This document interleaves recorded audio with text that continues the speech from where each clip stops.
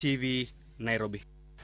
Kodhi mbele ni jatend migao mar arita kwe ngire Kithure Kindiki yokoni piny owacho osefwenyo kweth njore makwalo jamni kendo nego jopiny ahinya to gwenge mag hoho mar Okak. Kindiki ne olose kinde mane dayo dhoge kod od bura mar Senate okinyi makawuono. Kaka jafombo marwa Walter Nyambaga lero, jotend migepe men Musalia Mudavadi bende ne ochopo e nyim od bura.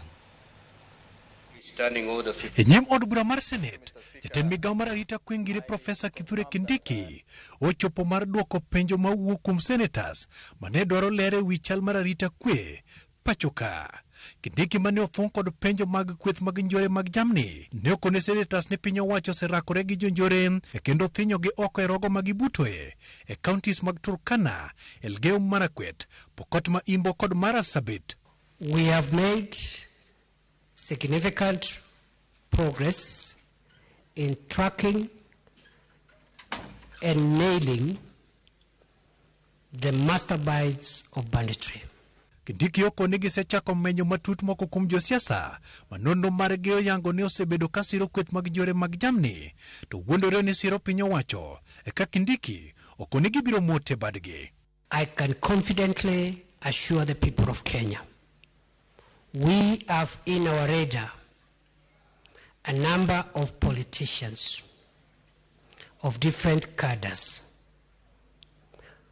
whose activities have been linked to the support, funding, and encouragement of banditry. We have crucial evidence, some of which was collected at the scene of crime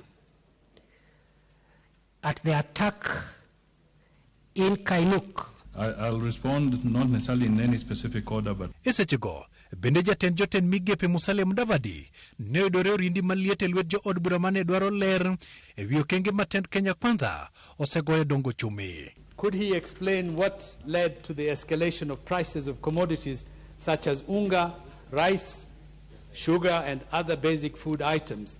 The government aims to achieve food self-sufficiency and reduce imports through increased production and productivity of all staple food crops, including stepping up production of oilseed crops such as sunflower and sesame. Musalia Mudavadi bende ne okundi mondo chiw ler malong'o e kaka piny owacho osebedo ka rakore kod midhiero mag ngaji kod oula makelo midhiero ne oganda. What mitigation approaches or strategies do we really have that are going to pull down the economic situation and ensure that food and fuel and any other subsidy is brought practically? From the year 2020 to 2023, which has been recorded as the worst drought in 40 years, the performance of the 2022 long rains was poor in parts of the country, which was followed by crop failure in the Asals during the short rain season. Mr. Speaker, extreme climate change events, growing population, rising food prices, and other environmental stresses have emerged as key drivers of food insecurity and malnutrition. Walter Nyambaga, Ramogi TV. Kwa kanya ni bad migao mochung' ne chiwo